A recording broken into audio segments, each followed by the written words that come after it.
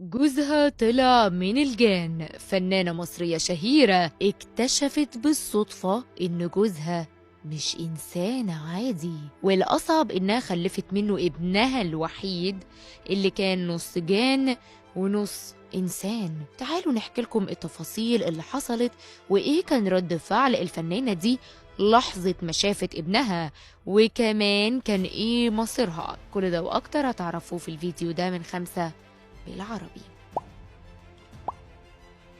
قصة من أغرب القصص اللي عرفها الوسط الفني عن فنانة اسمها لطيفة نظمي، واللي كان مستنيها مستقبل مبهر في عالم الفن، ولكن حكايتها اللي كانت أغرب من الخيال خلت حياتها تنتهي بطريقة مثيرة جدا. ناس كتير شككوا في صحة قصتها، لكن مذكرات يوسف وهبة اللي كانت شاهد عيان على قصتها من البداية كانت هي الدليل القاطع على اللي حصل لها. وهبة حكى كل التفاصيل وكشف السبب اللي خلاها اختفت فجأة من الوسط الفني تماما. خلونا في الأول نحكي لكم مين لطيفة نظمي وإيه اللي حصل لها، وهل اللي حصل لها ده كان بسبب بداية حياتها.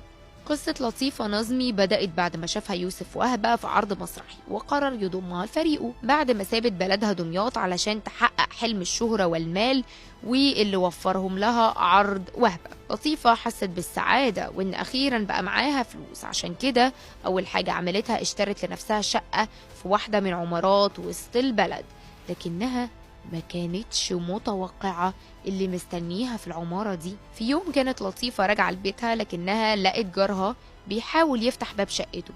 عرضت عليه المساعدة علشان يحصل بينهم كلام، والكلام اتحول لإعجاب وقصة حب كمان وجواز، وطبعا ده حصل في وقت سريع جدا لدرجة انهم اتجوزوا بعد ايام قليلة من معرفتهم ببعض. زوج لطيفة واللي كان دكتور كان شخص غريب جدا، عمره ما عاش معاها بالليل، ما كانش بيدخل بيته غير بالنهار وبس. في البداية ما كانتش لطيفة بتهتم بفترات غيابه الطويلة، ولما كانت بتسأل كان بيقول لها ان عنده شغل، لحد ما اختفى اسبوعين كاملين. وبسبب ان الجوازة كانت سريعة لطيفة ما كانتش تعرف عنوان عيادة جوزها، ونزلت سألت عليه في كل المستشفيات، لكنها اكتشفت إن مفيش حد بالاسم ده أصلا. كان في أوضة مكتب كان زوجها الغامض ده منعها إنها تدخلها تماما بحجة إن فيها أوراق مهمة، وبسبب غيابه فتحت لطيفة مكتبه، لكنها اتفاجئت إنه درج المكتب مقفول كويس جدا، عشان كده اضطرت تكسره ولقت فيه أوراق فعلا، لكن مش أي أوراق.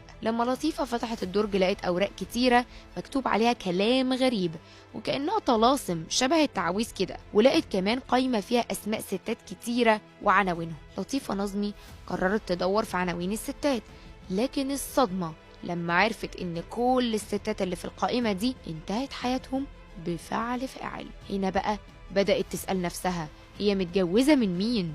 ومن هنا حكت لواحدة من صحباتها وراحوا سوا لواحد من الدجالين، واللي أكد لها إن جوزها ده مش إنسان وإنما من الجان، وبيخاف من حاجتين: شمس النهار وصوت الأذان.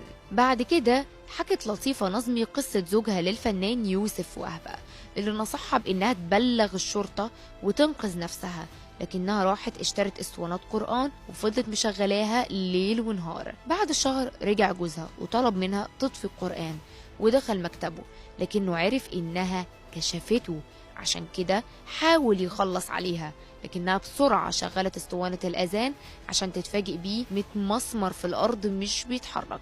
وهنا استغلت الموقف وخبطته بحاجة، وقع فاقد الوعي. بسرعة لطيفة كلمت يوسف وهبة اللي جه وجاب الشرطة معاه علشان يقبضوا على الزوج الغامض ويكتشفوا إنه مجرم متسلسل. المفاجأة إن لطيفة كانت حامل من زوجها ده، لكنها طبعا ما كانتش عارفة تتصرف إزاي، ودخلت في حالة نفسية سيئة لحد ما جه وقت الولادة عشان تكتشف إنه مشوه ورحل بعد ساعات من ولادته، لكنها دخلت في حالة أسوأ انتهى بيها الأمر في مستشفى العباسية.